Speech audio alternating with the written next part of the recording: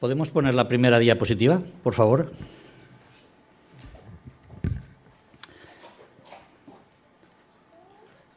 Hemos cambiado de año. Y, bueno, Rubén empezaba el culto felicitándonos el año nuevo. Yo de verdad deseo que este año sea un año en el que la presencia del Señor nos acompañe cada día, que eso va a ser seguro y que nosotros seamos capaces de ser conscientes de esa presencia y agradecerle cada día lo que Él hace por nosotros. Y viendo esta imagen, no la de los señores caminando, que esa la comentaremos ahora, sino la del 2024-25, pensaba, con el cambio de año, hay quien piensa, bueno, quizá muchos de los que estamos aquí, a lo mejor todos, ¿no?, que al final lo único que pasa es que cambia un dígito del calendario, ese 4 que ha cambiado por un 5. Porque además, un poco es verdad, ¿eh? No sé si sabéis que el año chino empieza otro día, diferente del nuestro. El calendario judío empieza en otra fecha, diferente. El musulmán en otra fecha, diferente. Así que finalmente a lo mejor un poco de verdad hay en esto, ¿no? Del día 31 de diciembre pasamos al día 1 de enero, la mayoría despiertos, y al final, ¿qué pasó? Nada. Un día sigue a otro día. Pero tampoco es verdad, porque en realidad da igual que el 4 haya cambiado por un 5 o que el 5 de hoy cambie por un 6 mañana, porque lo que pasa es que cada día, cuando empezamos ese nuevo día, se abre ante nosotros un futuro desconocido. Cada día. No sabemos lo que puede pasar.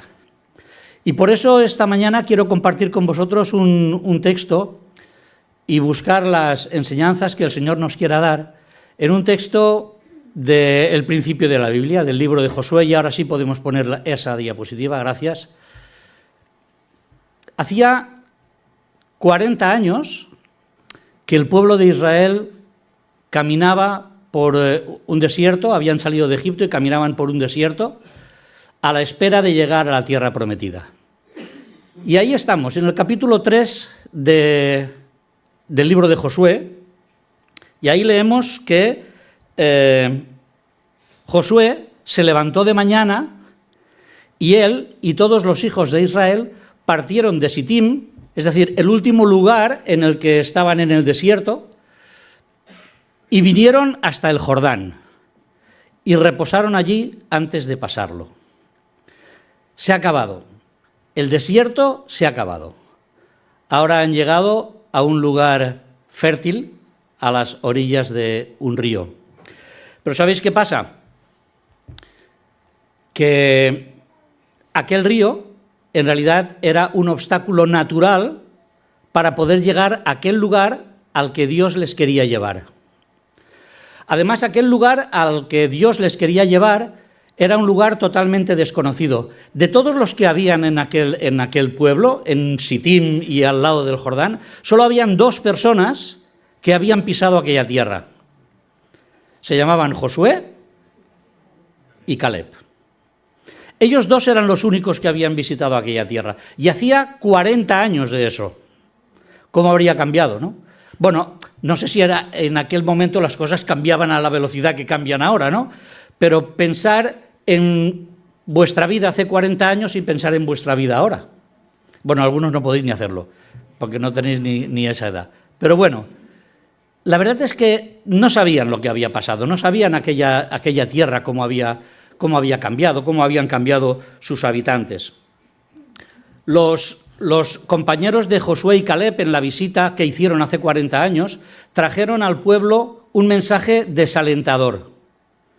Les dijeron que aquello era imposible, que aquel pueblo era imposible de conquistar y se sublevaron contra aquello que Dios estaba poniendo delante de ellos.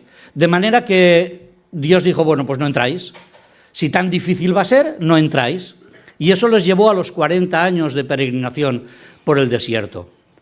Ahora, 2 nuevos espías, 2 nuevas personas habían visitado la tierra. Y esa tierra que ahora estaban visitando, resulta que les pareció que Dios les había entregado aquella tierra en sus manos. Si leéis los primeros capítulos, los que vienen antes de ese capítulo 3, el 1 y el 2, veréis, entenderéis esta historia del libro de Josué, entenderéis esta historia. Estos 2 hombres que visitaron la ciudad de Jericó, cuando volvieron dijeron: Dios ha entregado en nuestras manos esta tierra, por lo que ellos habían visto. No obstante, el río seguía allí. Y sabéis, el río seguía en unas condiciones diferentes, porque dice el texto, una de las partes del texto que hoy nos ocupa, en el capítulo 3 y en el versículo 15, dice que en aquella época del año el río se desbordaba. Es decir, que si el río era ancho, en estos momentos era mucho más ancho. La dificultad era mucho mayor para atravesar aquel río que tenían por delante. Sin lugar a dudas, la incertidumbre del futuro estaba en la cabeza de los israelitas en aquel momento. Se encontraban allí delante de aquel obstáculo y no sabían muy bien cómo tenían que pasarlo. Dice ese versículo que os he puesto ahí, que pasaron allí unos días antes de pasar el río. No sé si en aquel momento lo que estaba haciendo aquel pueblo era pensar de qué manera Dios les iba a ayudar a pasar a aquel pueblo. A lo mejor esperaban instrucciones para que los líderes del pueblo les dijesen cómo había que pasarlo. A lo mejor vamos a construir balsas para traspasar este río. No sabemos cómo lo vamos a hacer, porque lo que está claro es que de una manera natural y normal no lo podemos pasar. Y ahí estaban esperando a ver qué es lo que les decían los líderes. El pueblo aquel no solamente tenía aquel río delante, sino que además se enfrentaba a una serie de cambios que algunos habían visto y otros no los habían visto todavía. Se enfrentaban, por ejemplo, a un cambio de liderazgo. Bueno, ese ya lo habían vivido. Moisés ya no estaba y ahora estaba Josué al frente. Se enfrentaban a un nuevo territorio que, como hemos dicho, no conocían. Solo habían 2 personas que lo habían visto y hacía muchos años de eso. No lo sabían, pero se enfrentaban a una nueva forma de alimentación. Resulta que llevaban un montón de años recibiendo de Dios el maná cada día. Y ahora resulta que, aunque ellos no lo sabían, en pocos días eso se iba a acabar. Iban a tener que recoger de los frutos de la tierra para poder alimentarse. Y además la dinámica de vida iba a ser diferente. Llevaban 40 años haciendo de ganaderos, de agricultores, y ahora pasaban a ser un pueblo de soldados. Así que habían muchas cosas delante de ellos que cambiaban.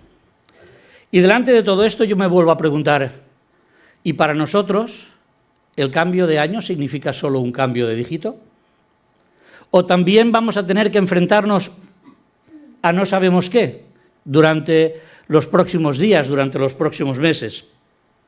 Creo que la reflexión es pertinente, porque finalmente cada uno de nosotros durante el futuro, da igual que sea a principio de año, en cualquier momento el futuro nos depara a lo mejor cambios en nuestra salud. Lamentablemente nuestra salud puede empeorar, no lo sabemos. Nuestro trabajo, nuestros estudios, nuestras relaciones familiares. Hay muchas cosas ahí en el futuro inciertas que nosotros no sabemos cómo afrontar. Pero la verdad es que a partir de ahora, iniciamos un camino desconocido como les pasaba a aquel pueblo. Mirad, ¿qué leemos? Leemos lo siguiente en los primeros versículos del capítulo 3 de Josué. Uno ya lo hemos leído. Josué se levantó de mañana y él y todos los hijos de Israel partieron de Sitim y vinieron hasta el Jordán y reposaron allí antes de pasarlo. Y después de 3 días, los oficiales recorrieron el campamento y mandaron al pueblo diciendo: Cuando veáis el arca del pacto de Jehová vuestro Dios y los levitas sacerdotes que la llevan, vosotros saldréis de vuestro lugar y marcharéis en pos de ella. Escuchad, a fin de que sepáis el camino por donde habéis de ir, porque por cuanto vosotros no habéis pasado antes de ahora por ese camino.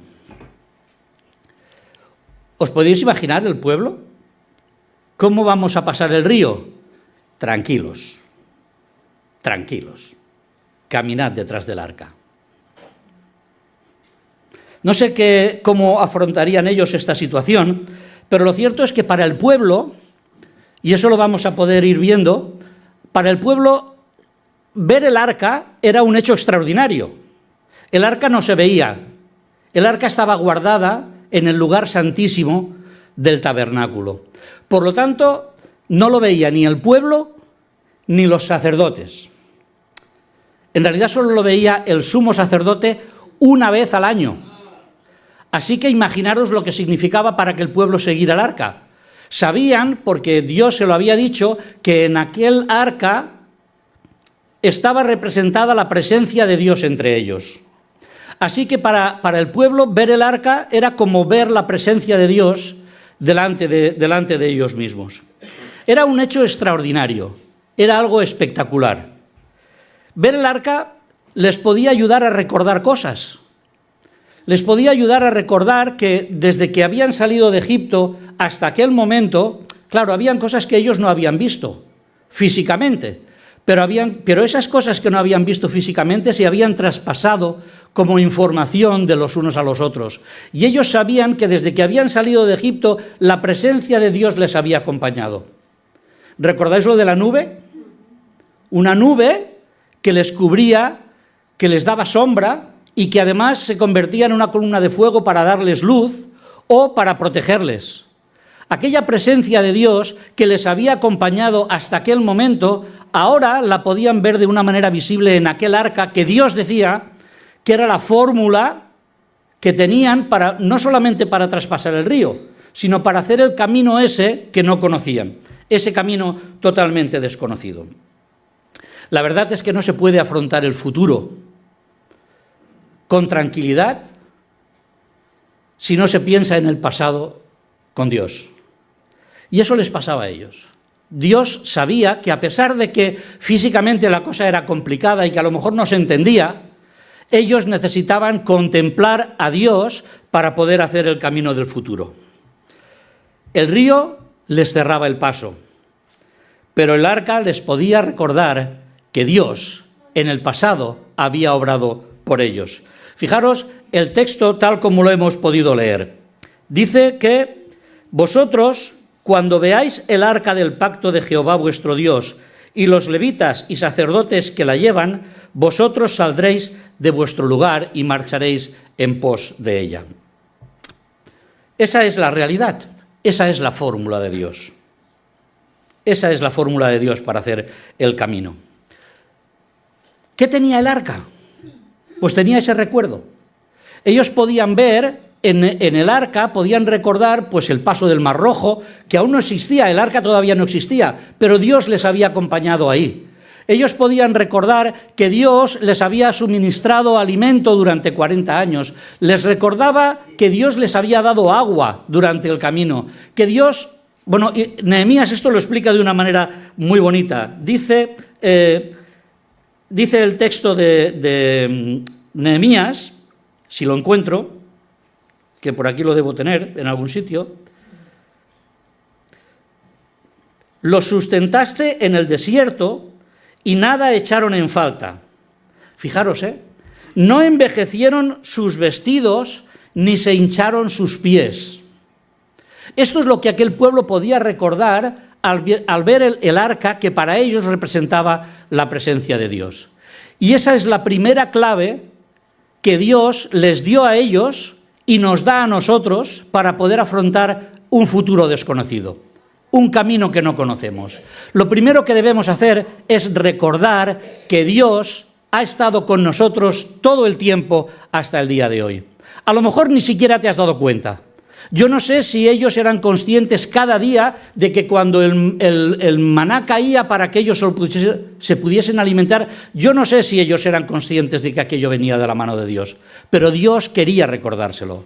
Así que haríamos bien en tomarnos el tiempo necesario para pararnos y recordar lo que Dios ha hecho con nosotros hasta este momento.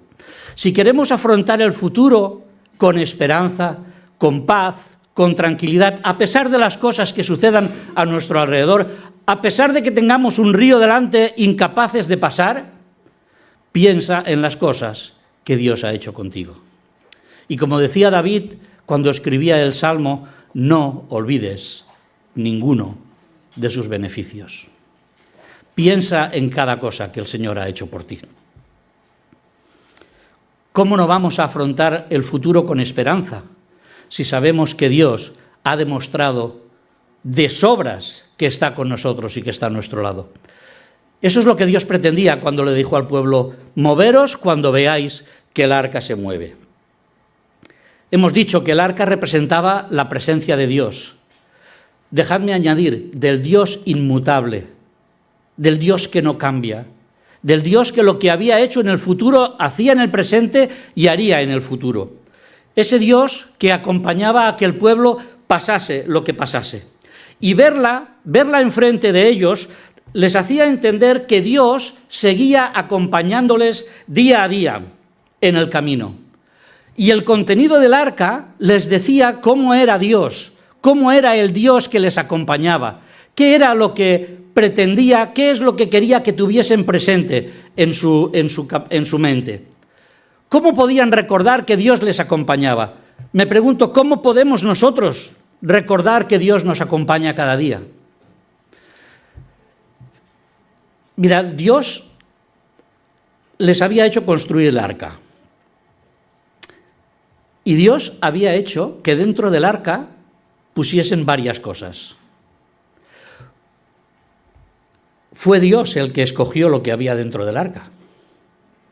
No lo escogió Moisés, no lo escogió Aarón. Fue Dios el que dijo: dentro del arca tienes que poner esto, porque eso es lo que te va a dar el recuerdo de lo que yo quiero de este pueblo, de las cosas importantes que este pueblo tiene que recordar para hacer el camino que no conocen, para hacer el camino de la vida.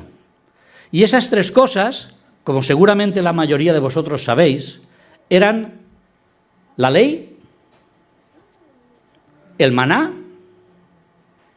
y la vara de Aarón. Curioso, ¿verdad? Estas son las cosas que Dios quiso que aquel pueblo tuviese presente dentro del arca. Que no lo sabían, porque no la veían habitualmente, pero sabían que aquello estaba allí dentro, porque Moisés se lo había explicado en diversas ocasiones. Nosotros, si queremos afrontar el futuro desconocido, si queremos hacer el camino desconocido con garantías de que el éxito nos acompañe, el éxito de Dios nos acompañe, necesitamos recordar estas tres cosas. Necesitamos recordar estas tres cosas que Dios quiso que hubiese en el arca, pero que estén en nuestro corazón y en nuestro pensamiento.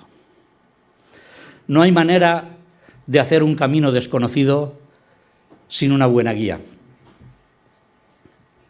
Hoy en día eso, no sé, lo tenemos bastante claro, ¿no?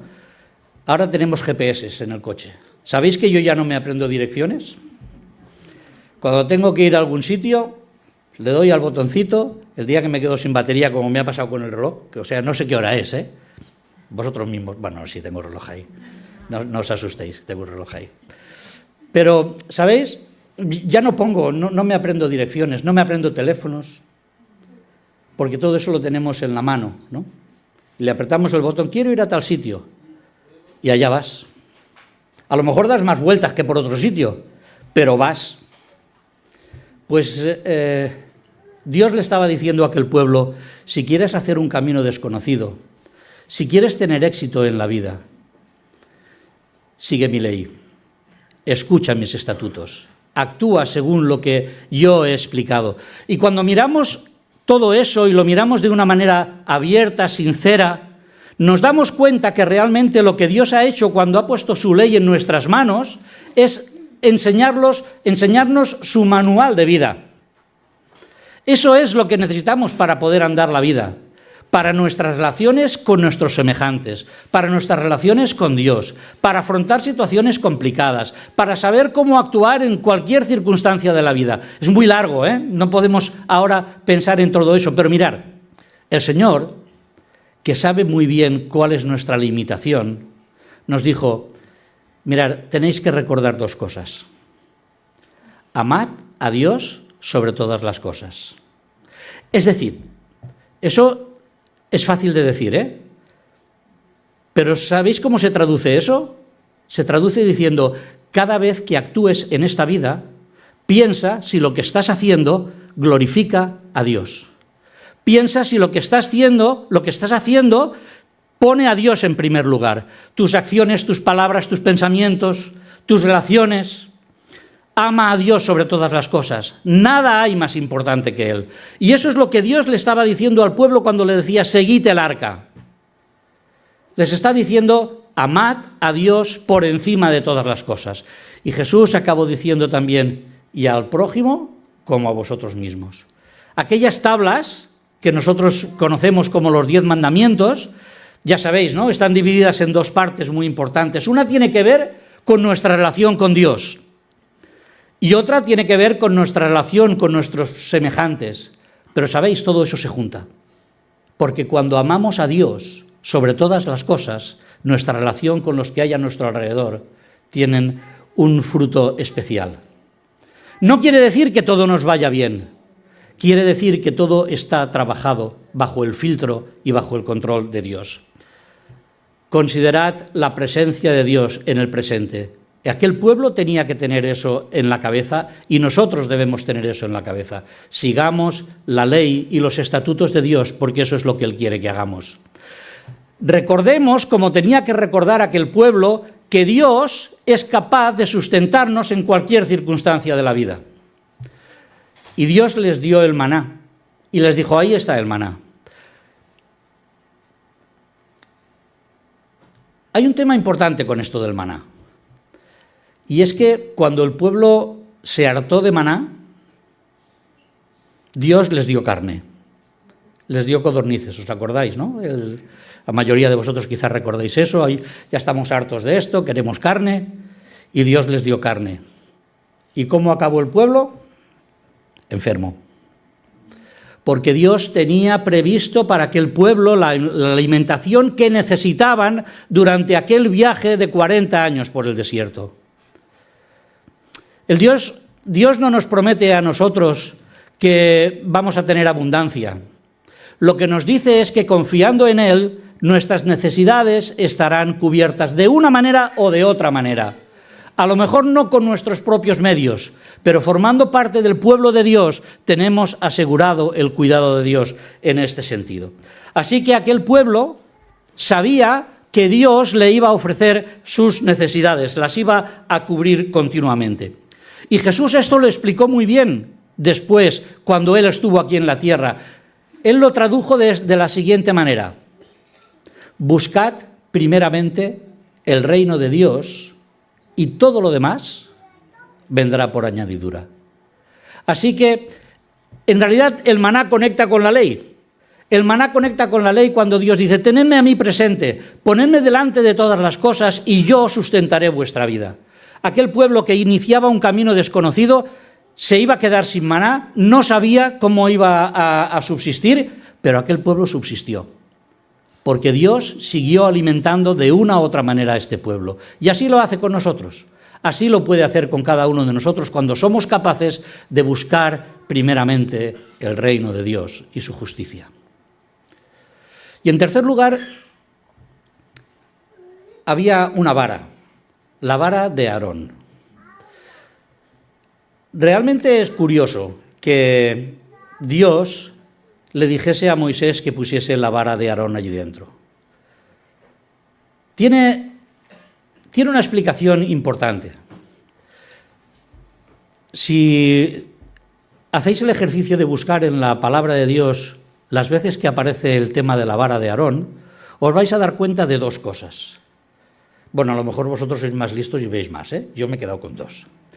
Mirad, la primera es que Dios utilizó aquella vara para juzgar a Egipto por lo que estaba haciendo con su pueblo.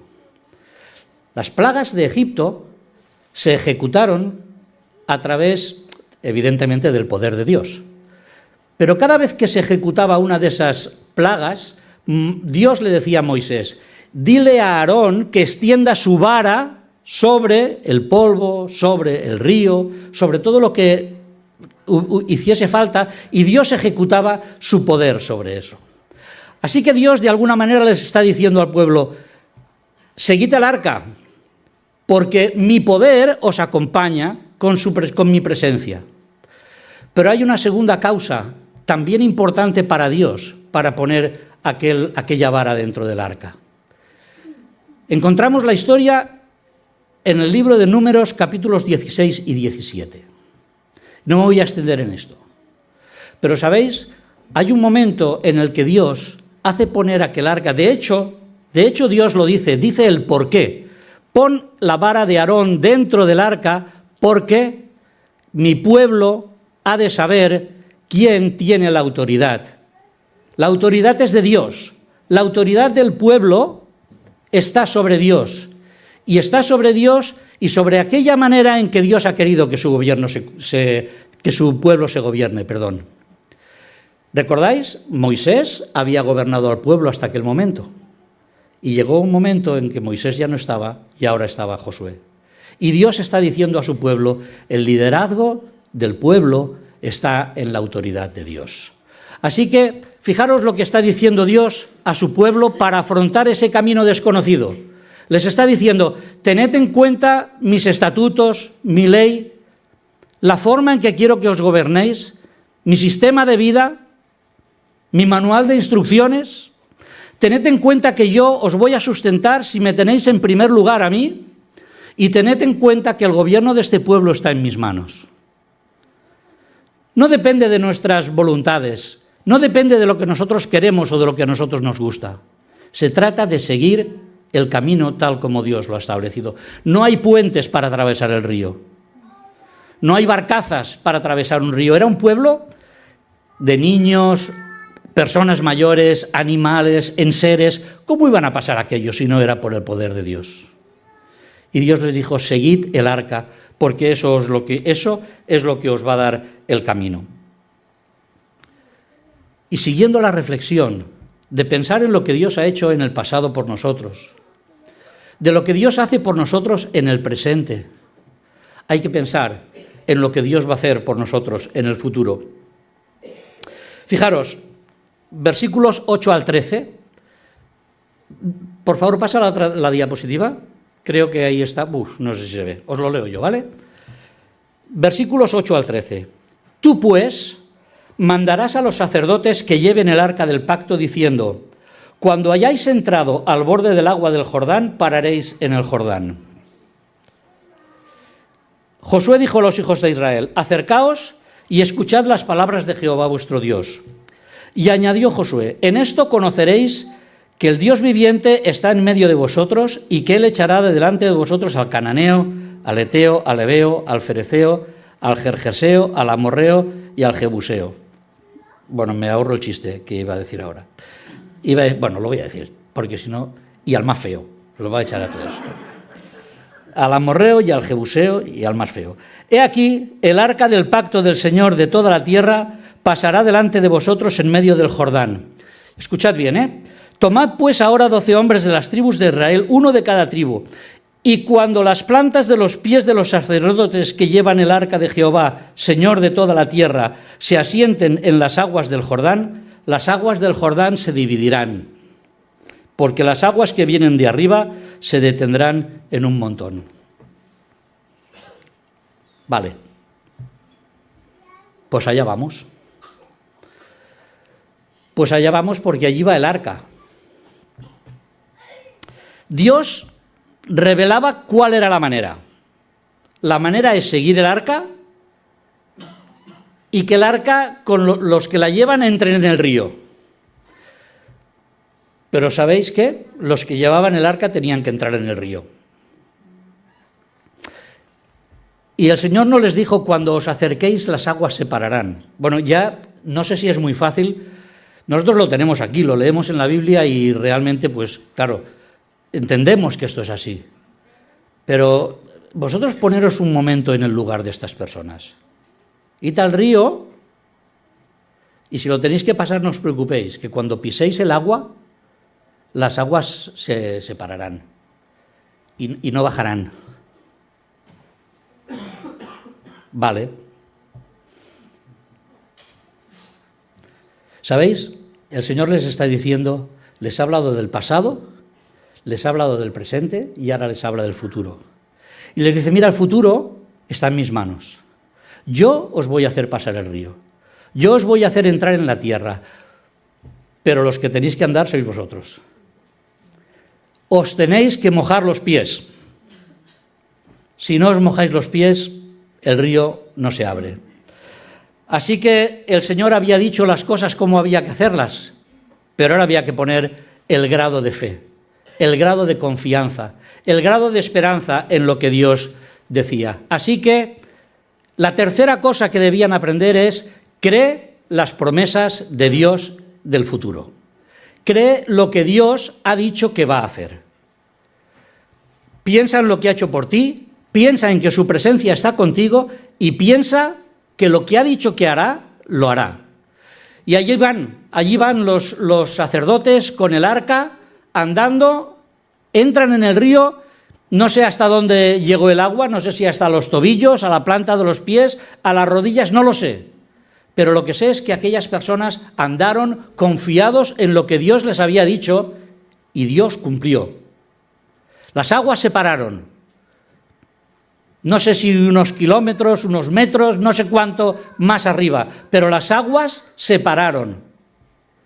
Y el pueblo pasó el río para entrar en una tierra desconocida, para hacer un camino que ellos no conocían. Así que afrontemos el futuro desconocido que tenemos por delante, sabiendo que Dios nos hace promesas. Todos conocemos sus promesas. Se trata de creer en sus promesas y de mojarse los pies, de dar los pasos necesarios para que el Señor obre. Si quieres ver a Dios obrando, tienes que moverte, tienes que hacer aquello que el Señor te está llamando a hacer. Tienes que tener confianza en el Señor. Cuando digo tienes, me incluyo, por supuesto, a mí como el primero. El pueblo no se mueve si el arca no se mueve. Esto tiene su importancia. Cuando Moisés bajó del Sinaí y Dios le dijo: mi presencia va a ir contigo. ¿Sabéis lo que le dijo Moisés? Si tu presencia no ha de ir con nosotros, no nos saques de aquí. No podemos hacer el camino que tenemos por delante sin confiar en la presencia de Dios, sin pedir la presencia de Dios, sin seguir la presencia de Dios. Es Dios el que marca, es Dios el que hace, es Dios el que dirige. Así que en esa realidad nos toca hacer como hicieron los sacerdotes. Cuando los que llevaban el arca, dice el versículo 15 y 16 de este capítulo 3, cuando los que llevaban el arca entraron en el Jordán y los pies de los sacerdotes que llevaban el arca fueron mojados a la orilla del agua, las aguas que venían de arriba se detuvieron. No me puedo imaginar la situación allí. No me puedo imaginar al pueblo viendo lo que estaba pasando. No me puedo imaginar al pueblo viendo todo aquello y no dando gracias a Dios por lo que estaban viendo, por la guía, por la provisión, por su cuidado, por el liderazgo que les había llevado hasta allí. No puedo pensarlo. Veo a aquel pueblo sometido a la voluntad de Dios, sometido al control de Dios y obediente a lo que el Señor les estaba diciendo. Y los sacerdotes entraron en el río y la orden de Dios no acababa ahí. La orden de Dios era: cuando vuestros pies se mojen, entrad en el río y quedaros allí parados. quedaros parados en medio del río, porque todo el pueblo tiene que pasar. Y ahí tenemos a los sacerdotes. Repito, no sé a qué distancia estaba el agua que se había parado, no lo sé.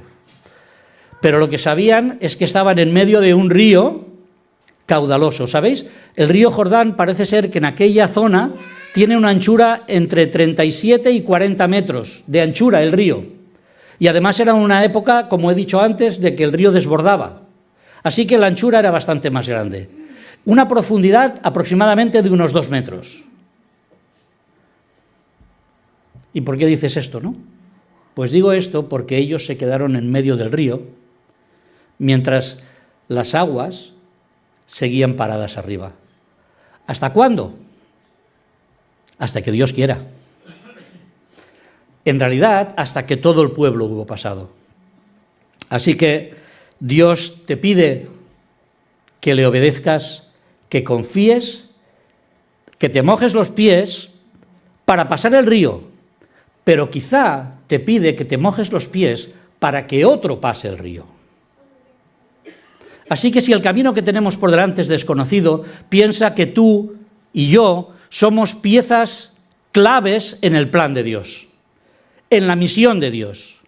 Y en esa misión Dios nos puede pedir, como les pidió a ellos, que estuviesen firmes en medio del río mientras todo el pueblo pasaba. Me he saltado un versículo importante. Bueno, un versículo no, me he saltado una frase importante. Versículo 5 de este texto. Dice, santificaos. Cuando los oficiales pasan por el pueblo para decirles, cuando veáis el arca pasar, ¿os movéis? Les dice, santificaos. Santificaos para poder ver el poder de Dios obrando en vuestra vida, para poder ver el poder de Dios obrando a vuestro alrededor. ¿Cómo hacemos un camino desconocido? ¿Cómo iniciamos nuestro camino desconocido? Santificándonos. El Señor ha hecho lo más grande, lo imposible para nosotros. Envió a su Hijo, como hemos recordado en los símbolos, envió a su Hijo para pagar nuestra culpa, para saldar nuestra deuda. Y en ese sentido nos ha hecho santos. Somos conscientes de esto, ¿verdad? Somos santos porque el Señor nos ha hecho santos, nos ha apartado.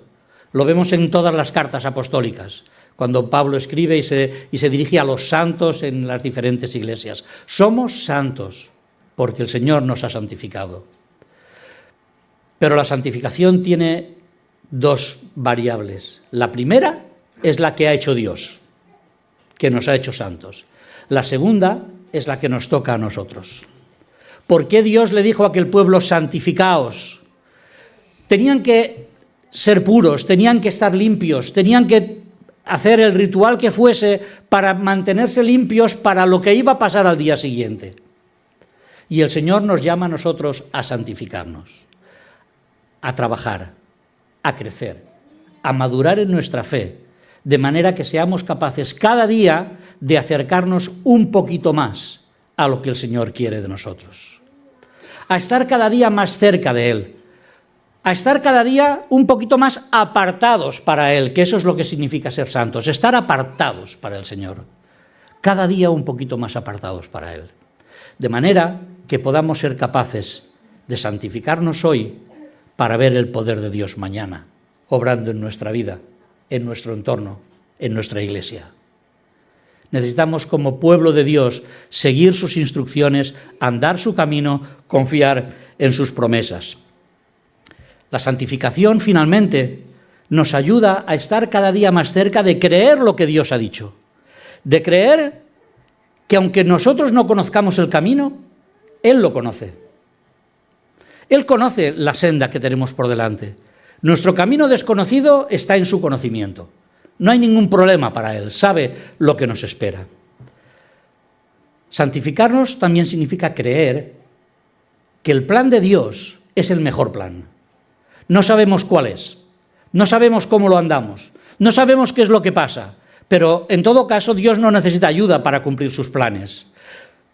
no llamó a Josué para decirle, a ver, Josué, mira, ya que te he puesto ahí de líder, haz el favor de pensar cómo haces para pasar este río. El plan de Dios siempre es mejor que cualquier plan humano.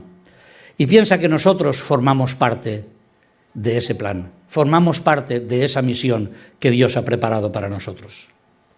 Finalmente, quiero concluir con algunas reflexiones, con algunas cosas que creo que debemos tener en cuenta. Ir en pos del arca, mirar el arca, significa mirar al Señor, finalmente. Para ellos era muy físico. Veían el arca y sabían que allí estaba representada la presencia de Dios. Nosotros tenemos la posibilidad de mirar con nuestros ojos espirituales la presencia de Dios que nos ha sido prometida. Yo estoy con vosotros todos los días hasta el fin del mundo. Así que mirar al Señor, seguir su presencia, significa recordar sus bendiciones del pasado. Vivir el presente de una manera sabia, siguiendo sus instrucciones, siguiendo sus consejos, de manera que podamos hacer ese camino que tenemos por delante y que para nosotros es desconocido. Mirar al Señor es renovar nuestra sumisión a su autoridad, a su palabra. Renovarnos como siervos suyos, como discípulos suyos para hacer aquello que Él pide de nosotros. Y mirar al Señor significa quitar la mirada del río para ponerla en el arca. Si aquel pueblo miraba el río, no sé si hubiesen dado los pasos para pasarlo, pero miraban el arca. Y al mirar el arca, todo el resto se difuminaba. Cuando ponemos en nuestro foco al Señor, todo lo que hay alrededor, nuestro problema, nuestras dudas, nuestras inquietudes, se difuminan porque el foco está puesto en el Señor. Pero cuando no es así, los problemas toman fuerza. Señor, déjame ir andando sobre el mar hacia ti. Y ahí va Pedro, estoy hablando de Pedro, ahora me habéis pillado, ¿verdad? Y allí va Pedro. Y fijaros, cuando pones la vista en el Maestro, caminas sobre las aguas. Pero cuando pones la vista en el mar, te hundes. Eso es lo que el Señor pide de nosotros. Evita poner la mirada en tu problema y pon la mirada en quien puede librarte de la ansiedad de tu problema. A lo mejor el problema no desaparece. A lo mejor la dificultad no se va. A lo mejor la tristeza, la angustia, el dolor sigue ahí.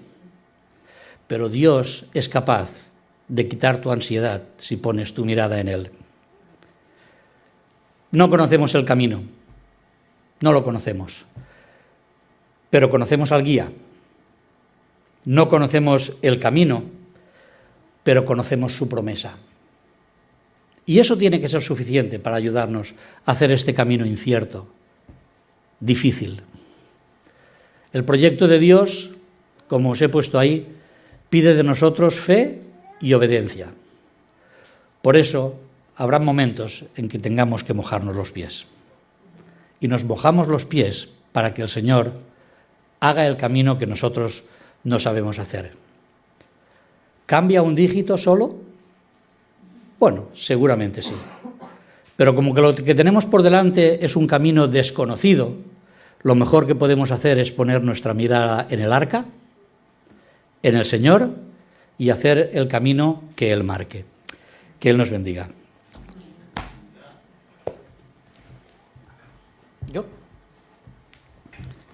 Pues si os parece, acabamos, oramos. Señor, te damos muchas gracias porque entre las bondades que tú tienes para con nosotros está la de podernos reunir como familia espiritual, hacerlo alrededor de tu palabra, alrededor del recuerdo de lo que tú hiciste por nosotros.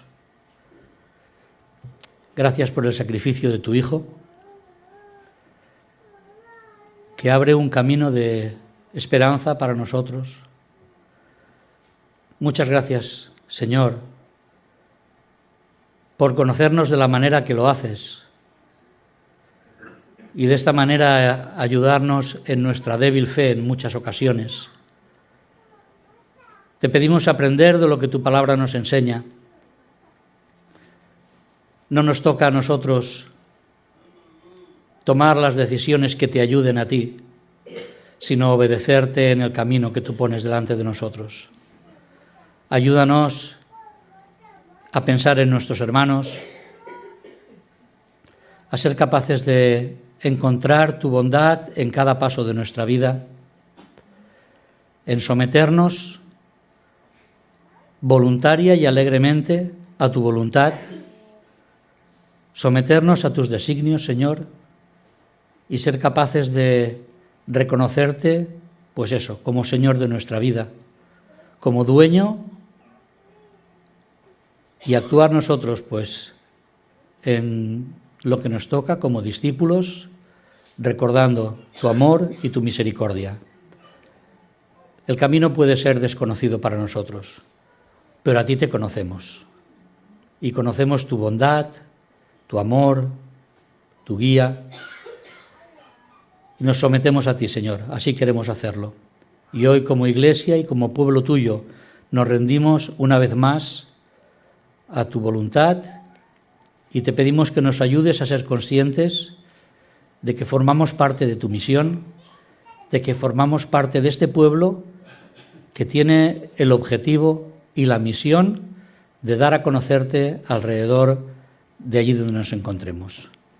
Bendícenos, Señor, cuídanos, guárdanos hasta que volvamos a reunirnos en tu nombre y, como siempre, recordamos que la gloria, la honra, la majestad y la autoridad es solo tuya. Gracias, en el nombre de Jesús. Amén.